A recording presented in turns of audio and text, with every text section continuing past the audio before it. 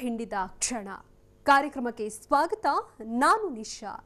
ರಾತ್ರಿ ಇಡೀ ಕಾದು ಕೂತ ಗರ್ಭಿಣಿಗೆ ಸಿಕ್ಕಿದ್ದು ಪತಿಯ ಶವ. ಸಾವು ಗೆದ್ದ ಒಬ್ಬ ಪೇಂಟರ್ ಇಬ್ಬರನ್ನು ಕಾಪಾಡಿದ್ದೇಗೆ? ಸಾವಿನ ಸುಳಿಯಿಂದ 60 ಮಂದಿ ಬದುಕಿ ಬಂದಿದ್ದೇಗೆ? ಇದೇ ಹೊತ್ತಿನ ಕಾರ್ಯಕ್ರಮ ಪ್ರಾಣ ಹಿಂಡಿದ ಕ್ಷಣ. ಆ ಹೆಣ್ಮಗಳು 6 ತಿಂಗಳ ಗರ್ಭಿಣಿ. 20 ದಿನದಲ್ಲಿ ಸೀಮಂತ ನಡಿಬೇಕಿತ್ತು. ಸೀಮಂತಕ್ಕೆ ಸಿದ್ಧತೆಯೂ ನಡೆದಿತ್ತು. ಆದರೆ ವಿಧಿಯಾಟ ಬೇರೆನೇ ಇತ್ತು. ಧಾರವಾಡದಲ್ಲಿ ಕುಸಿದ ಸಾವಿನ ಕಟ್ಟಡದ ಅವಶೇಷಗಳ ಅಡಿಯಿಂದ ಇಂಥದ್ದೇ ಕರುಳು ಹಿಂಡುವ ಕಥೆಗಳು ಕೇಳಿಬರ್ತಿವೆ.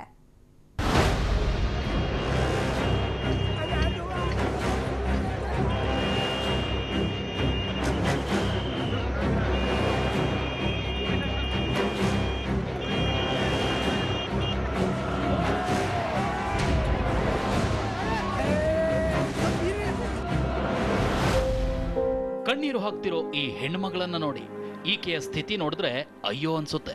ಈಕೆಯ ಕರುಣಾಜನಕ ಕಥೆ ಕೇಳಿದ್ರೆ ಕರುಳು ಚುರ್ರನ್ನುತ್ತೆ.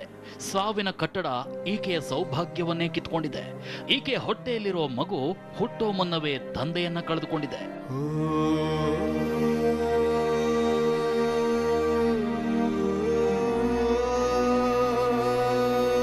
ಧಾರವಾಡದ ಕುಮಾರೇಶ್ವರ ಬಡಾವಣೆಯಲ್ಲಿ ಈ ಕಟ್ಟಡ ಸಾವಿನ ಕಟ್ಟಡವಾಗಿದೆ. ನೋಡಿ, ಇದು ಕುಸಿಯೋದಕ್ಕೆ ಮುನ್ನ ಇದ್ದ ಕಟ್ಟಡದ ಚಿತ್ರ. ರಸ್ತೆಯ ಪಕ್ಕದಲ್ಲೇ 5 ಅಂತಸ್ತಿನ ಕಟ್ಟಡ ತಲೆ ಎತ್ತಿ ನಿಂತಿತ್ತು. ಮಂಗಳವಾರ ಮಧ್ಯಾಹ್ನ 3:30ಕ್ಕೆ ಇದೇ ಕಟ್ಟಡ ಏಕಾಏಕಿ ಕುಸಿದು ಬಿದ್ದಿದೆ. ಕಟ್ಟಡ ನೆಲಸಮವಾಗಿದೆ.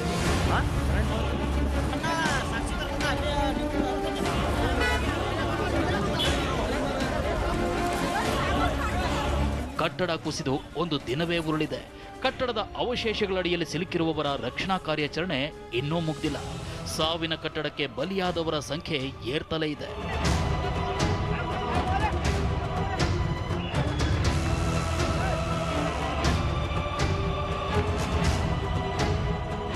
ಒಂದ್ ಕಡೆ ಮೃತದೇಹಗಳನ್ನ ಹೊರಗೆ ತೆಗೆಯಲಾಗ್ತಿದೆ. ಇದರ ನಡುವೆ 60ಕ್ಕೂ ಹೆಚ್ಚು ಮಂದಿ ಸಾವಿನ ಕಟ್ಟಡದ ಕೆಳಗೆ ಸಿಲುಕಿ ಜೀವಂತವಾಗಿ ಹೊರಬಂದಿದ್ದಾರೆ. ಸಾವನ್ನೇ ಗೆದ್ದ ಮೃತ್ಯುಂಜಯರಾಗಿದ್ದಾರೆ. ಈ ಮೃತ್ಯುಂಜಯರು ಸಾವನ್ನ ಗೆದ್ದು ಬಂದಿದ್ದೇ ರೋಚಕ. ಆದ್ರೆ ಕಟ್ಟಡದ ಕೆಳಗೆ ಸಿಲುಕಿ ಬಲಿಯಾದವರ ಕುಟುಂಬಗಳ ಕಥೆ ಕರುಣಾಜನಕ. ತಮ್ಮವರನ್ನ ಕಳೆದುಕೊಂಡವರು ಕಣ್ಣೀರಿನಲ್ಲಿ ಕೈ ತೊಳಿತಿದ್ದಾರೆ. ಇದರಲ್ಲಿ ಈ ಹೆಣ್ಣುಮಗಳ ಕಥೆ ನಿಜಕ್ಕೂ ಕಲ್ಲು ಹೃದಯವನ್ನು ಕರಗಿಸುವಂತಿದೆ.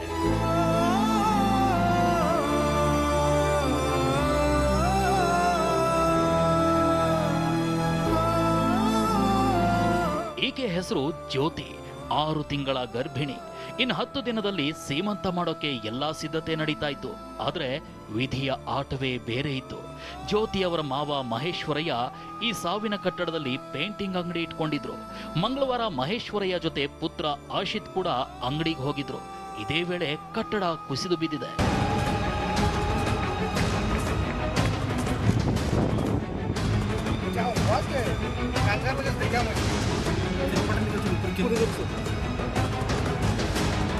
ಕಟ್ಟಡ ಕುಸಿತದ ಸುದ್ದಿ ಕೇಳಿ ಜ್ಯೋತಿ ಮತ್ತು ಮನೆಯವರು ಓಡೋಡಿ ಬಂದಿದ್ರು. ಮಹೇಶ್ವರಯ್ಯ ಮತ್ತು ಆಶಿತ್ಗೆ ಏನಾಯ್ತು ಅನ್ನೋ ಆತಂಕದಲ್ಲಿ ತಳಮಳಿಸಿ ಹೋಗಿದ್ರು. ನೆನೆ ಸಂಜೆಯಿಂದ ಸ್ಥಳದಲ್ಲೇ ಬೀಡು ಬಿಟ್ಟಿದ್ರು.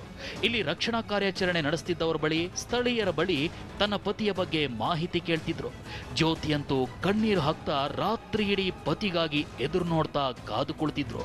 ಪತಿಯನ್ನ ಹುಡುಕಿಕೊಡುವಂತೆ ಕಂಡವರನ್ನ ಪರಿಪರಿಯಾಗಿ ಬೇಡಿಕೊಳ್ತಿದ್ದ ದೃಶ್ಯ ಎದೆ ಬಿರಿಯುವಂತಿತ್ತು.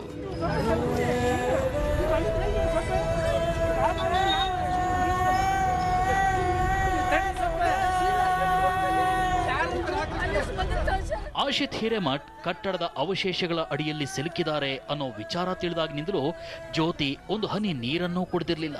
ಗರ್ಭಿಣಿ ಹೆಂಗಸು ಹಸಿದುಕೊಂಡಿರಬಾರ್ದು ಅಂತ ಸಂಬಂಧಿಕರು ಬಲವಂತ ಮಾಡಿದ್ರು ಜ್ಯೋತಿ ಕೇಳಿರ್ಲಿಲ್ಲ. ಬೆಳಗ್ಗೆವರೆಗೂ ಪತಿಯ ನಿರೀಕ್ಷೆಯಲ್ಲೇ ಸ್ಥಳದಲ್ಲೇ ಬೀಡು ಬಿಟ್ಟಿದ್ರು. ಆದ್ರೆ ಹೀಗೆ ಕಾದು ಕುಳಿತಿದ್ದ ಜ್ಯೋತಿಗೆ ಎದುರಾಗಿದ್ದು ಗಂಡನ ಶವ.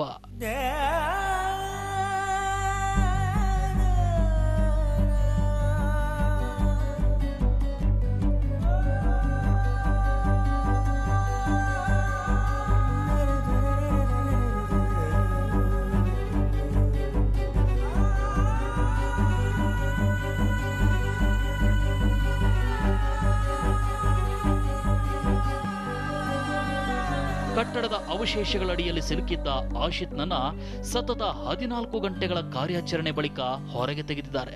ಆದ್ರೆ ಜೀವಂತವಾಗಲ್ಲ, ಶವವಾಗಿ ಕಟ್ಟಡದ ಅವಶೇಷಗಳ ಕೆಳಗೆ ಸಿಲುಕಿ ಆಶಿತ್ ಕೊನೆಯುಸಿರೆಳೆದಿದ್ದಾರೆ.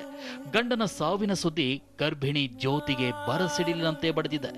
ಜ್ಯೋತಿ ಸೀಮಂತದ ಸಿದ್ಧತೆಯಲ್ಲಿದ್ದ ಕುಟುಂಬದಲ್ಲಿ ಸಾವಿನ ಸೂತಕ ಆವರಿಸಿದೆ.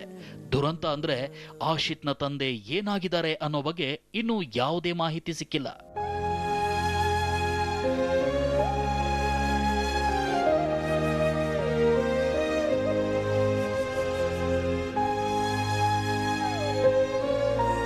ಇನ್ನು ಫೋಟೋಗೆ ಪೂಜೆ ಮಾಡ್ತಿರೋ ಈ ಹಿರಿಜೀವವನ್ನ ನೋಡಿ ಈಕೆಯದ್ದು ಮತ್ತೊಂದು ಕಣ್ಣೀರಿನ ವ್ಯಥೆ. ಕರುಳ ಬಳ್ಳಿಗಾಗಿ ಈಕೆಯ ಮನ ಹಂಬಲಿಸ್ತಾ ಇದೆ. ಮಗನ ಜೀವಕ್ಕೆ ಏನಾಯ್ತೋ ಅನ್ನೋ ಆತಂಕ, ಸುರಕ್ಷಿತವಾಗಿ ಬರಲಿ ಅನ್ನೋ ಆಶಯ. ಸಾವಿನ ಕಟ್ಟಡದಿಂದ ಒಂದೊಂದು ಹೆಣ ಹೊರಬಂದಾಗ್ಲೂ ಈಕೆಯ ಹೃದಯ ಬಡಿತ ಹೆಚ್ಚಾಗ್ತಿದೆ. ಈ ಹಿರಿಜೀವದ ಜೊತೆಗೆ ಇಡೀ ಕುಟುಂಬವೇ ಕಣ್ಣೀರು ಹಾಕ್ತಾ ಕಾಯ್ತಿದೆ. ಯಾಕಂದ್ರೆ ಕಟ್ಟಡ ಉರುಳಿ ಒಂದು ದಿನ ಉರುಳಿದ್ರೂ ಈಕೆಯ ಮಗನ ಬಗ್ಗೆ ಸುಳಿವೇ ಸಿಕ್ಕಿಲ್ಲ. ಈತ ಅನೂಪ್ ಇದೇ ಕಟ್ಟಡದಲ್ಲಿ ಸೈಬರ್ ಮತ್ತು computer coaching centre ಇಟ್ಕೊಂಡಿದ್ದ.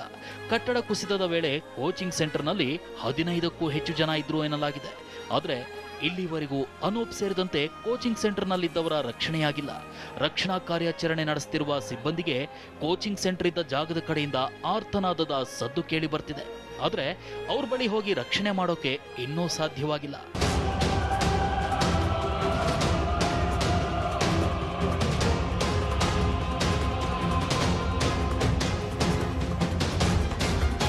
Computer centre ನಡೆಸುತ್ತಿದ್ದ ಅನೂಪ್ ಬಗ್ಗೆ ಸುಳಿವು ಸಿಕ್ಕಿಲ್ಲ. ಇದರಿಂದ ಅನೂಪ್ ಕುಟುಂಬ ಆತಂಕಕ್ಕೀಡಾಗಿದೆ. ಅನೂಪ್ ಕುಟುಂಬದ 15ಕ್ಕೂ ಹೆಚ್ಚು ಮಂದಿ ಮಂಗಳವಾರ ಸಂಜೆಯಿಂದಲೂ ಸ್ಥಳದಲ್ಲೇ ಬೀಡು ಬಿಟ್ಟಿದ್ದಾರೆ. ಹೋಟೆಲ್ ಮಾಡಿಕೊಂಡು ಅನೂಪ್ಗಾಗಿ ಎದುರು ನೋಡ್ತಿದ್ದಾರೆ. ಆ ಒಳಗಡೆ ಸಿಕ್ಕಿ ಹಾಕಿಕೊಂಡಿರುವಂತಹ ಜನರ ಕುಟುಂಬಸ್ಥರು ನಿನ್ನೆಯಿಂದನೂ ಕೂಡ, ಘಟನೆ ನಡೆದಾಗಿಂದನೂ ಕೂಡ ಇಲ್ಲಿಯೇ ಸ್ಥಳದಲ್ಲಿಯೇ ಮುಕ್ಕಾಂ ಹೂಡಿದ್ದಾರೆ. ಅವರ ಪರಿಸ್ಥಿತಿಯಂತೂ ಹೇಳ್ತಿರೋದು, ಕುಡಿಯೋಕೆ ನೀರು ಕೊಟ್ಟರೆ ನೀರು ಬೇಡ ಅಂತಾರೆ, ಊಟ ಕೊಟ್ಟರೆ ಊಟವನ್ನು ಕೂಡ ಮಾಡ್ತಾ ಇಲ್ಲ.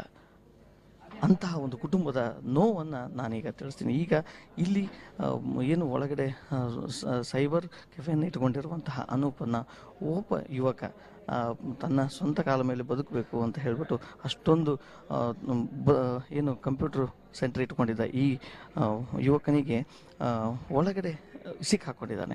ಆತನ ಪರಿಸ್ಥಿತಿ ಏನಿದೆ ಅನ್ನೋದು ಯಾರಿಗೂ ಗೊತ್ತಾಗ್ತಾ ಇಲ್ಲ. ಹೀಗಾಗಿ ಈ ಸಂಪೂರ್ಣ ಕುಟುಂಬ ನಿನ್ನೆಯಿಂದ ಇದೇ ಸ್ಥಳದಲ್ಲಿ ಕೂತ್ಕೊಂಡ್ಬಿಟ್ಟು ಕಾಯ್ತಾ ಇದೆ. ಈಗ ಬರ್ತಾರೋ ಆಗ ಬರ್ತಾರೋ, ಯಾರಾದರೂ ಕೂಡ ಒಳಗಡೆಯಿಂದ ಹೊರಗೆ ಬಂದ ಕೂಡಲೇ, ಅಂದರೆ ಈ ರೆಸ್ಕ್ಯೂ ಆಪರೇಷನ್ನಲ್ಲಿ ಹೊರಗಡೆ ಬಂದ ಕೂಡಲೇ ತಮ್ಮ ಅನೂಪ್ ಬನ್ನ ಅಂತ ಹೇಳಿಬಿಟ್ಟು ಓಡಿ ಹೋಗಿ ನೋಡ್ತಾರೆ.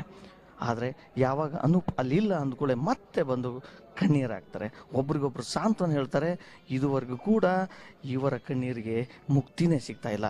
ಇನ್ನೂ ಈ ಆಪರೇಷನ್ ಎಷ್ಟೊತ್ತು ನಡೆಯುತ್ತೋ ಗೊತ್ತಿಲ್ಲ, ಅಲ್ಲಿಗೆ ರೀಚ್ ಆಗೋಕೆ ಆಗುತ್ತಾ ಇಲ್ಲ ಅನ್ನೋದು ಕೂಡ ಗೊತ್ತಿಲ್ಲ. ಹೀಗಾಗಿ ಇಡೀ ಕುಟುಂಬಸ್ಥರು ಇಷ್ಟೊಂದು ಸಂಖ್ಯೆಯಲ್ಲಿ ಇಲ್ಲಿ ಕೂತ್ಕೊಂಡ್ಬಿಟ್ಟು ದೇವರ ಹತ್ರ ಪ್ರಾರ್ಥನೆ ಮಾಡ್ತಾ ಇದ್ದಾರೆ. ಆದಷ್ಟು ಬೇಗನೆ ಅನೂಪನನ್ನು ನಮ್ಮ ಹತ್ರ ಕಳಿಸ್ಕೊಡು ದೇವರೇ ಅಂತ ಹೇಳ್ಬಿಟ್ಟು ಇಲ್ಲಿರುವಂತಹ ದೇವರ ಫೋಟೋಗಳಿಗೆ ಪೂಜೆ ಮಾಡ್ತಾರೆ. ಮತ್ತೆ ಬಂದು ಇಲ್ಲಿ ಕೊಡ್ತಾರೆ. ಸರ್, ಅವ್ನು ನಮ್ಮ ಮಾಮನಿಗೆ ಒಬ್ಬನೇ ಮಗ ಸರ್. ಅವ್ನು ಜಸ್ಟ್ ಈಗ 6-7 ತಿಂಗಳು ಅಷ್ಟಾಗಿತ್ತು ಶಾಪ್ ಹಚ್ಚಿ. ನಮ್ಗೆ ಅವ್ರು ತಂದಿದ್ದ ಈ ಕಷ್ಟ ನೋಡಿ ಹೆದರಿಕೆ ಬರ್ತಾ ಇದೆ. ದುಃಖ ತಡ್ಕೊಳಕ್ಕಾಗ್ತಿಲ್ಲ. ಅಷ್ಟೊಂದು ಅವ್ರು ಆಗಲಿ ಒಂದೇ ಮಗ ಇರೋದ್ರಿಂದ ದೇವರ ಮೇಲೆ ಭಾರ ಹಾಕಿ ಕಾಯ್ತಿದ್ದಾರೆ. ಆದ್ರೂ ಯಾವ ಕ್ಷಣದಲ್ಲಿ ಯಾವ ಸುದ್ದಿ ಬರುತ್ತೋ ಅನ್ನೋ ಆತಂಕ ಇದೆ. ಈ ಆತಂಕದಲ್ಲೇ ಇಡೀ ಕುಟುಂಬ ಕಾಲ ತಳ್ತಾ ಇದೆ. ಇದ್ದೊಬ್ಬ ಮಗ ಸುರಕ್ಷಿತವಾಗಿ ಬರಲಿ ಅಂತ ತಾಯಿ ದೇವರ ಮೊರೆ ಹೋಗಿದ್ದಾರೆ. ಜಪ ಮಾಡ್ತಾ ಕಾದು ಕುಳಿತಿದ್ದಾರೆ. ಇದೆಲ್ಲದರ ನಡುವೆ ರಕ್ಷಣಾ ಕಾರ್ಯಾಚರಣೆಯಲ್ಲಿ 60ಕ್ಕೂ ಹೆಚ್ಚು ಮಂದಿಯನ್ನ ರಕ್ಷಿಸಲಾಗಿದೆ. ಇದರಲ್ಲಿ ಹಲವರು 13-14 ಗಂಟೆಗಳ ಕಾಲ ಅವಶೇಷಗಳಡಿಯಲ್ಲಿ ಜೀವ ಹಿಡ್ಕೊಂಡು ಸಾವನ್ನ ಗೆದ್ದು ಬಂದಿದ್ದಾರೆ. ಈ ಮೃತ್ಯುಂಜಯರು ಸಾವಿನ ಕಟ್ಟಡದ ಅವಶೇಷಗಳಡಿಯಲ್ಲಿದ್ದ ಕರಾಳ ಕ್ಷಣಗಳನ್ನ TV9 ಜೊತೆ ಹಂಚಿಕೊಂಡಿದ್ದಾರೆ. ಇವರ ಒಂದೊಂದು ಕಥೆಯು ನಿಜಕ್ಕೂ ರೋಚಕ.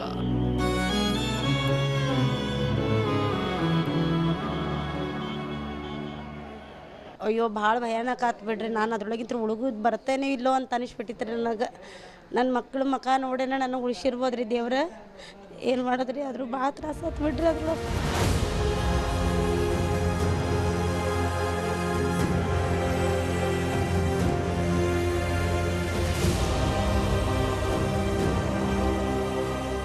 ಪ್ರಾಣ ಹಿಡಿದ ಆ ಕ್ಷಣಗಳು ಎಷ್ಟು ಘೋರ, ಎಷ್ಟು ಭಯಾನಕ ಅನ್ನೋದಕ್ಕೆ ಈ ಮಾತೇ ಸಾಕ್ಷಿ.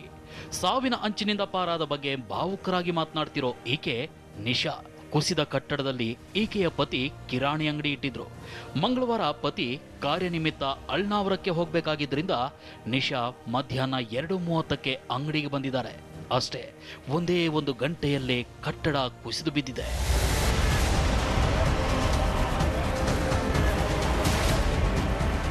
ಊಟ ಮಾಡ್ಕೊಂಡು ಹೋಗೇನ್ರಿ. ನಾನು 2:30 ಸುಮಾರಿಗೆ ಹೋಗಿದ್ದೆ. ಆಮೇಲೆ ಇವ್ರೇನಂದ್ರು ಮಾರ್ಕೆಟಿಗೆ ಹೋಗಿ ಬಂದರು 2:30ಗೆ. ಊಟ ಮಾಡ್ಕೊಂಡು ಬರ್ರಿ ನೀವು, ಆಮೇಲೆ ಊರಿಗೆ ಹೋಗ್ರಿ ಅಂತಂದೆ. ಊಟ ಮಾಡ್ಕೊಂಡು ಡ್ರೆಸ್ ಚೇಂಜ್ ಮಾಡ್ಕೊಂಡು ಬಂದಾರ್ರಿ ಅವರು. ಊರಿಗೆ ಹೋಗಿ ಬರ್ತೇನೆ ಅಂತಂದ್ರು. ನಾ ಏನಂದೆ ಮತ್ತು ಜಲ್ದಿನ ಬಂದುಬಿಡ್ರಿ ಸಾಯಂಕಾಲ ಅಂತಂದೆ ರೀ. ಹ್ಞೂ ಬರ್ತೇನೆ ಅಂತಂದಾರ್ರಿ. ಅವ್ರು ಹೋಗಿ ಒಂದು ಅಳ್ನಾವ್ರ ಬಸ್ ಹಿಡ್ದಾರ ನೋಡ್ರಿ. ಅಷ್ಟೊತ್ತಿಗಂತ 3:15 ಅಂದ್ರೆ ಆಗ್ಬಿಟ್ಟದ್ರಿ. ಅದು ಭಾಳ ತ್ರಾಸ ಆತು ಬಿಡ್ರಿ. ನಮ್ಮ ಹುಡುಗರು ಆ ಟೈಮಿಗೆ ಬಂದಿದ್ದಿಲ್ಲ, ಚಲೋ ಆಯ್ತು ರೀ. ಇಲ್ಲ ನನ್ನ ಹುಡುಗರು ಇದಾಗ್ತಿದ್ದು ರೀ ಅದ್ರೊಳಗನ. ಏನು ಮಾಡಿದ್ರಿ, ನಮ್ದೆಲ್ಲ ಲುಕ್ಸಾನು ಭಾಳ ಆತು ರೀ. ಅದು ಅಂಗಡಿ 2.5 ಲಕ್ಷದ ಸಾಮಾನು ಇತ್ತು ನಮ್ದು. ಮತ್ತು 10,000 ಕ್ಯಾಶನ ಇತ್ತು ರೀ ಅಲ್ಲಿ. ಎಲ್ಲ ಹೋತು ನೋಡ್ರಿ. ಏನು ಮಾಡೋದು, 6 ತಿಂಗಳು ಆಯ್ತು ರೀ ನಾವು ಅಲ್ಲಿ ಬಂದು. ಈಗ ಹೊಸ ಫರ್ನಿಚರ್ ಮಾಡಿಸಿದ್ದೀವಿ, ಎಲ್ಲ ಹೋತು ರೀ. ಟೋಟಲ್ ಎಷ್ಟು ಇನ್ವೆಸ್ಟ್ ಮಾಡಿದ್ರಮ್ಮ ಅಲ್ಲಿ? ಅದೇ ರೀ, ಅದು ಫರ್ನಿಚರ್ ವರ್ಕ್ ಮಾಡಲಿಕ್ಕೆ 1 ಲಕ್ಷ ಮಟ್ಟ ಹೋಗೈತೆ ರೀ ಅದು. ಮತ್ತು ಸಾಮಾನ ಮೊದ್ಲಿಂದೂ ಐತ್ರಿ ನಮ್ದು. ಒಟ್ಟು ಟೋಟಲ್ 2.5 ಲಕ್ಷ ಹೋಗೈತೆ ನೋಡ್ರಿ ಎಲ್ಲ ಸೇರಿಸಿ. ಒಂದ್ ಕಡೆ ಜೀವ ಉಳಿದ ನಿಟ್ಟುಸಿರು, ಮತ್ತೊಂದು ಕಡೆ ಹಾಕಿದ ಬಂಡವಾಳವೆಲ್ಲವೂ ಹೋಯ್ತು ಅನ್ನೋ ನೋವು. ಇದರ ನಡುವೆಯೂ ನಿಶಾ ಜೀವ ಉಳಿಸ್ಕೊಂಡು ಬಂದಿದ್ದು ದೊಡ್ಡ ಸಾಹಸ. ಟ್ರೈ ಮಾಡಿದೆ ರೀ ನಾನು. ಅಲ್ಲಿಂದ ನೆಟ್ವರ್ಕ್ನ ಸಿಗ್ತಾ ಇಲ್ರಿ. ಮತ್ತು ಇರಲಿ ಬಿಡಂತದ. ಆದರೂ ಮತ್ತು ದಿನ ಡೈಲಿ ನನ್ನ ಸ್ವಿಚ್ ಆಫ್ನೇ ಇರ್ತಿತ್ತು ನೋಡ್ರಿ ಮೊಬೈಲ್. ನಿನ್ನೆ ಯಾಕೋ ಸ್ವಿಚ್ ಆಫ್ ಆಗಿದ್ದಿಲ್ಲ. ಟಾರ್ಚ್ ಹಿಡ್ಕೊಂಡು ಕುಂತಿದ್ದೆ ರೀ ನಾ ಒಳಗೆ. ಏನು ಮಾಡಿ ಅಂಗಡಿ ಒಳಗೆ ಒಬ್ಬರೇ ಕೂತಿದ್ರಿ? ಅಂಗಡಿ ಒಳಗೆ ಒಟ್ಟು 8-10 ತಾಸರ ಕುಂತಿದ್ದೆ ರೀ ನಾನು ಅದ್ರೊಳಗಲ್ಲಿ. ಆಮೇಲೆ ಅವರು ಜಲ್ದಿ ಇನ್ನೊಬ್ಬಳು ಮಹಿಳೆನೂ ಅಲ್ಲೇ ಬಿದ್ದಿದ್ಲು ರೀ.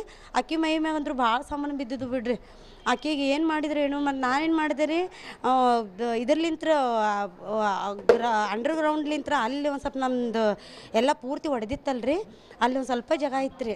ಅಲ್ಲಿಂತ್ರ ಏನು ಮಾಡಿದೆ ರೀ ನಾನು ಅವರಿಗೆ ಪೊಲೀಸ್ರಿಗೆ ಅದು, ಸರ್ ನನಗಿಲ್ಲೇ ಇಳಿಲಿಕ್ಕೆ ಜಾಗ ಐತೆ ರೀ, ಒಂದು ಸ್ವಲ್ಪ ಬಂದು ಹೆಲ್ಪ್ ಮಾಡಿರಿ ಅಂತಂದೆ. ಅವ್ರೇನಂದ್ರೆ ನೀವು ಟ್ರೈ ಮಾಡ್ಕೋರಿ, ನನಗೆ ಅಲ್ಲಿ ಬರ್ಲಿಕ್ಕೆ ಜಾಗ ಇಲ್ಲ ಅಂತಂದ್ರಿ ರೀ ಅವರು. ಮತ್ತು ನಾ ಏನು ಮಾಡಿದೆ ರೀ, ಅದು ರಾಡ್ ಅದು ಹಿಡ್ಕೊಂಡು ನಾವು ಒಂದು ಸ್ವಲ್ಪ ಇಷ್ಟ ಜಾಗದೊಳಗಿಂತ್ರನ ತೆಳಗಿಡೋದು ಬಂದೆ ರೀ. ಜಿಗದೆ ರೀ ನಾನು. ಜಿಗದ್ ಬಂದು ಈ ಕಡೆ ಅಂತ ಬಂದು ಆಮೇಲೆ ಪೊಲೀಸರು ತೊಗೊಂಡು ಮ್ಯಾಗ ಹಚ್ಚಿದ್ರಿ ನಮ್ಮ. ನಿಶಾ ಅವಶೇಷಗಳಿಂದ ಹೊರಗೆ ತಾವೇ ಜಿಗಿದು ಬಂದು ಜೀವ ಉಳಿಸಿಕೊಂಡಿದ್ದಾರೆ. ಇದೇ ರೀತಿ 10ಕ್ಕೂ ಹೆಚ್ಚು ಗಂಟೆ ಅವಶೇಷಗಳಡಿಯಲ್ಲಿ ಇದ್ದು ಸಾವನ್ನ ಗೆದ್ದು ಬಂದವರಲ್ಲಿ ಈ ಅಲ್ತಾಫ್ ಕೂಡ ಒಬ್ಬರು. ಇಂಟೀರಿಯರ್ ಡಿಸೈನ್ ಅಂಗಡಿ ಇಟ್ಕೊಂಡಿದ್ದ ಅಲ್ತಾಫ್ ಅವಶೇಷಗಳಡಿಯಲ್ಲಿದ್ದ ಆ ಕ್ಷಣಗಳ ಬಗ್ಗೆ ಹೇಳ್ತಾರೆ ನೋಡಿ. ಭಯ ಅನ್ನಿಸ್ತಿದೆ. ಇದು ಏನು ಮಾಡೋದಿದೆ, ಭಯ ಅನ್ನಿಸ್ತಿದೆ. ಏನು ದೇವರ ಕಡೆ ಕಾಪಾಡುವುದು, ದುವಾ ಮಂಗನೆಗೆ ಫಿರ್ ಕ್ಯಾ ಕರ್ನೆ. ನಿಮ್ಗೆ ಬದುಕು ಬರ್ತೀನಿ ಅಲ್ಲಿಂದ ಅಂತ ಅನ್ಸ ಅದು ಗ್ಯಾರಂಟಿ ಇದ್ದಿದ್ದೆ. ಬದುಕು ಬರ್ತೀನಿ ಅಂತ ಗ್ಯಾರಂಟಿ ಇದ್ದಿದ್ದೆ, ಬದುಕ್ತೀನಂತ ಗ್ಯಾರಂಟಿ ಇದ್ದಿದ್ದೆ.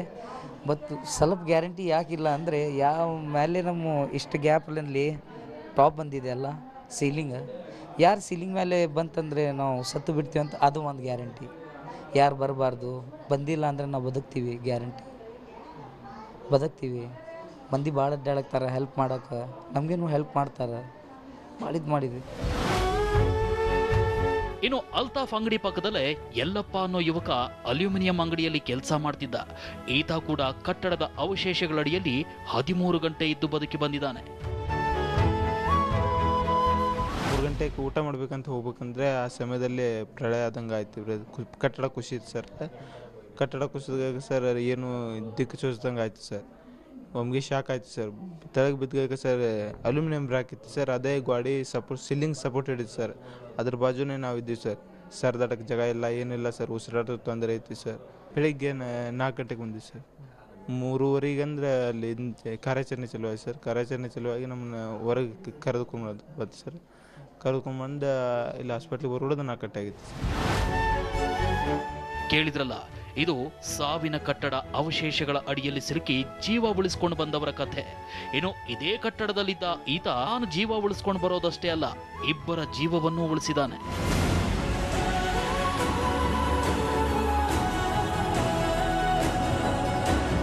ಮ್ಯಾಲಿಂದ ಬಂದುಬಿಡುತ್ತೆ ಅದು. ಮೇಲೆ ಬಂತ 2ನೇ ಫ್ಲೋರ್ ಒಳಗೆ ನಾವು ಸಿಕ್ಕೊಂಡ್ಬಿಟ್ವಿ. 2ನೇ ಫ್ಲೋರ್ ಒಳಗೆ ಅಷ್ಟೇ. ಈ ಈತ ಶಿವಾನಂದ ಕಟ್ಟಡದಲ್ಲಿ ಪೇಂಟಿಂಗ್ ಕೆಲಸ ಮಾಡ್ತಿದ್ದ. ಈತ ಊಟ ಮಾಡಿ ಮೇಲಕ್ಕೆ ಹೋಗೋಷ್ಟರಲ್ಲಿ ಕಟ್ಟಡವೇ ಕುಸಿದು ಬಿದ್ದಿದೆ. ನಾ ಆರಾಮದೇನೆ, ಮನ್ಯಾಗ ನೀವು ಹೇಳ್ರಿ ಅಂದು ಹೇಳಕ್ಕೆ ನಾ ಫೋನ್ ಮಾಡೋಕೆ ಪ್ರಯತ್ನ ಮಾಡಿದೆ. ಯಾವ ಫೋನ್ ಹತ್ತಾಗ್ತಿದ್ದಿಲ್ಲ ಒಳಗಲ್ಲಿ. ಆಮೇಲೆ ಸ್ವಲ್ಪ ತಿಂಡಿ ಮಾಡಿ ಆಮೇಲೆ ಫೋನ್ ಬರಾಕತ್ತು ನಮಗೆ. ಮೊದಲು ನಮ್ಮ ಹೆಸರು ಫೋನ್ ಮಾಡಿದೆ, ಎಲ್ಲಿದ್ದೀರಿ ನೀವು ಅಂದಿಲ್ಲ, ನಾವು ಒಳಗೆ ಇಲ್ಲಿ ಸಿಕ್ಕೊಂಡೀವಿ, ಆರಾಮದೀವಿ. ಆಮೇಲೆ ನನಗೆ ನದಾಪ ಪೊಲೀಸರು ಇದ್ದಾಗಿರಿ, ನದಾಪ ಅವರು ಅಲ್ಲೇ ಇದ್ದರು. ಅವರು ಅವಾಜ್ ಕೇಳಿದೆ, ನಾನು ಅವ್ರ ಸೌಂಡ್ ಕೇಳಿದೆ ಅಂದ್ರೆ ನಾ ಹೇಳಿ ಸರ್ ನಾನು ನರ್ಗುಂದೆ ಇಲ್ಲಿ ಒಳಗೆ ಸಿಕ್ಕೊಂಡೇನು ಸರ್ ಅಂದೆ.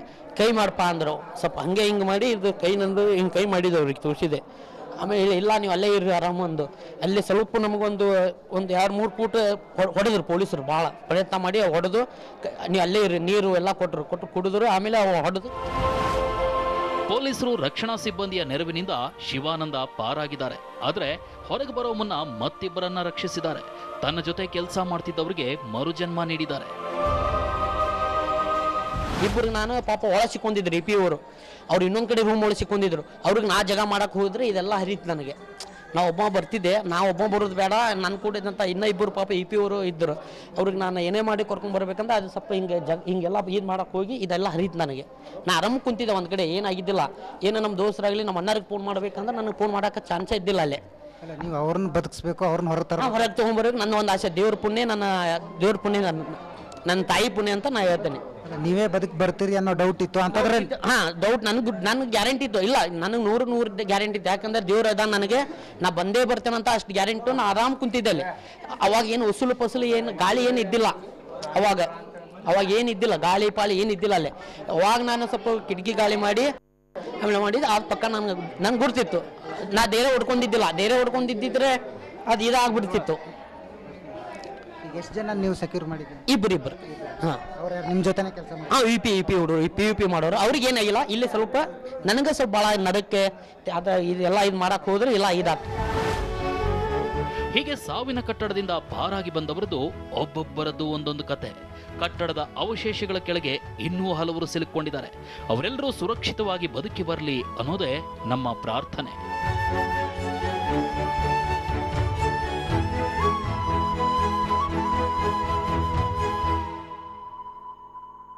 ಕಟ್ಟಡದ ಅವಶೇಷಗಳ ಅಡಿಯಲ್ಲಿ ಸಿಲುಕಿರುವವರ ಮನೆಯವರು ದೇವರಲ್ಲಿ ಪ್ರಾರ್ಥನೆ ಮಾಡ್ತಿದ್ದಾರೆ. ಈ ಪ್ರಾರ್ಥನೆ ಫಲಿಸಲಿ, ಅವಶೇಷಗಳ ಅಡಿಯಲ್ಲಿ ಇರುವವರು ಸಾವನ್ನು ಗೆದ್ದು ಬರಲಿ. ಇದು ಈ ಹೊತ್ತಿನ ಕಾರ್ಯಕ್ರಮ. ನಿರಂತರ ಸುದ್ದಿಗಾಗಿ ನೋಡ್ತಾ ಇರಿ TV9.